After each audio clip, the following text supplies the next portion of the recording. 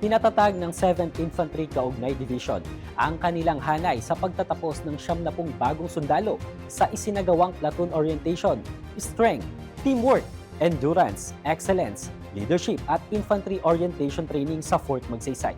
May ulat si Fresher Madrid. Mas pinalalakas ng 7th Infantry Division ang kakayahan nito sa pagpapanatili ng seguridad matapos ang pagtatapos ng 70 bagong sundalo at opisyal sa Fort Magsaysay, Nueva Ecija. Sa pangunguna ng Division Training School ng 7th Infantry Division Philippine Army, matagumpay na isinagawa ang joint closing ceremony ng Platoon Leader Orientation Training, Steel Class 03-2026 at Infantry Operation Orientation Training Class 01-2026 nitong ika-1 ng Mayo 2026. Kabilang sa mga nagtapos ang 35 bagong talagang second lieutenants at 55 enlisted personnel, mga tauhang inaasahang magsisilbing dagdag puwersa sa mga operasyon ng dibisyon sa gitnang Luzon at parte ng Ilocos Region. Pinangunahan ni Major General Joseph Norwin D. Pasamonte, Commander ng 7ID, ang seremonya bilang panauhing pandangal kasama ang pamunuan ng Division Training School at iba pang opisyal ng dibisyon.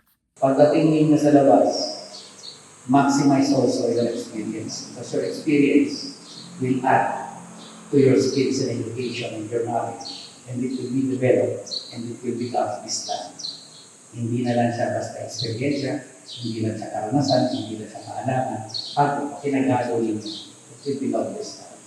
Ayon sa 7ID, dumaan ang mga kalahok sa masinsinang pagsasanay na nakatuon sa leadership, disiplina at combat readiness, mga pangunahing kakayahan sa pagharap sa mga hamon sa seguridad at pagtugon sa sakuna.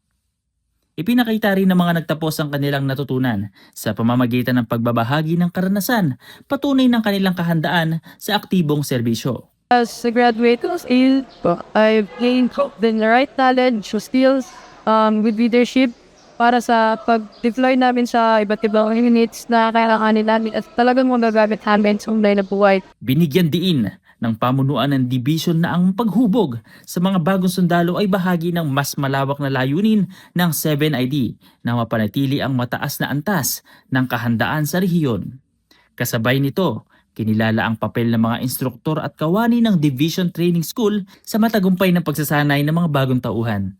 Sa pagdaragdag ng mga bagong bihasa at disiplinadong tauhan, inaasahang higit pang mapapatatag ng 7th Infantry Kaugnay Division ang kapasidad nito sa pagpapanatili ng kapayapaan, seguridad at pagtugon sa mga pangangailangan ng mamamayan. Patunay ang dedikasyon ng 7th Infantry Kaugnay Division sa mga sundalong hindi lamang bihasa sa pakikipaglaban, kundi sa sundalong handang magsilbi sa anumang hamon ng bayan. Mula dito sa 7th Division Training School, Fort Magsaysay, Palayan City, Nueva Ecija.